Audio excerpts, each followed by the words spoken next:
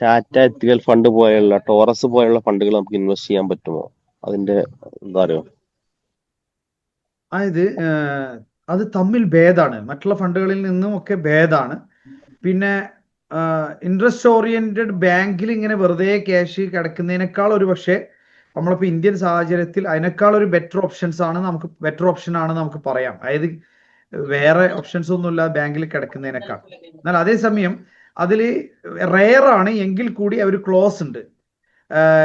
അതായത് interest oriented ലോൺസും കാര്യങ്ങളൊക്കെ ഉള്ള കമ്പനീസ്, അങ്ങനെയുള്ള കമ്പനികൾ അതിൽ എനിക്കൊന്ന് 25% അല്ലെങ്കിൽ 30% വരെ പലിശയുമായി ബന്ധപ്പെടുന്ന സാഹചര്യങ്ങൾ അവർക്ക് ഉണ്ടെങ്കിൽ കൂടി അതിന് പ്രശ്നമല്ല എന്നുള്ള രൂപത്തിലാണ് അതിനെ സ്ക്രീൻ ചെയ്യുന്നത്. അത് അങ്ങനെ വെക്കാനുള്ള റീസൺ എന്താണുള്ള ജസ്റ്റിഫിക്കേഷൻ എന്താണെന്നുള്ളത് എനിക്കറിയില്ല, അള്ളാഹു ആലം.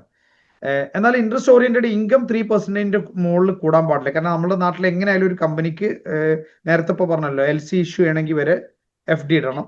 ഒരു ഇൻട്രസ്റ്റ് ഓറിയന്റഡ് ഇൻകം ജനറേറ്റ് ചെയ്യപ്പെടും, അറിഞ്ഞാലും ഇല്ലെങ്കിലും ഉദ്ദേശിച്ചാലും ഇല്ലെങ്കിലും. അപ്പൊ അത് 3%ന്റെ മുകളിൽ ഒരിക്കലും പോകാൻ പാടില്ല എന്നുള്ള നിയമമൊക്കെ, പെർഫെക്റ്റ് ആയിട്ടുള്ള നിയമങ്ങളൊക്കെ അതിലുണ്ട്. അപ്പൊ അതില് ഇപ്പൊ ഇന്നാണ് ഞാനൊരു പിന്നെ ആളായിട്ട് സംസാരിച്ചപ്പോൾ അദ്ദേഹം പറഞ്ഞത് അത് കുറച്ച് റെയർ കേസാണ് അങ്ങനെയുള്ള കമ്പനീസ് വരിക എന്നുള്ളത്.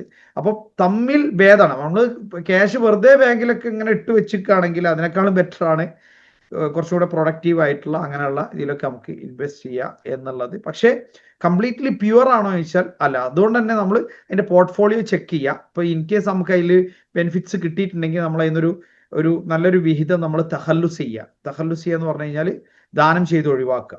ഓക്കെ. ഇപ്പൊ അല്ലാത്ത മ്യൂച്വൽ ഫണ്ട്സ് നമുക്ക് ഒരിക്കലും അതിലേക്ക് പോകാൻ തന്നെ കഴിയില്ല.